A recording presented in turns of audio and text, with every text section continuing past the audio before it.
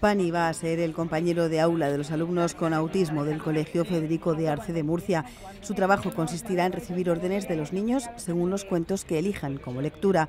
Una monitora estará a su lado para dirigir la actividad de 20 minutos que busca estimular la creatividad de estos pequeños e incrementar su autoestima. Cada año va a ir rotando en distintos centros y este año nos vamos a centrar en estos dos centros, Federico de Arce y Antonio de Nebrija. El año pasado estuvo en otros centros. La ayuda con este tipo de perro adiestrado para trabajar en estas situaciones comenzó a realizarse el pasado año en otros centros. La idea del Ejecutivo Regional es personalizar la educación en función de las necesidades de los alumnos. Para los niños con trastornos del espectro autista es para los que más eficaz es este programa.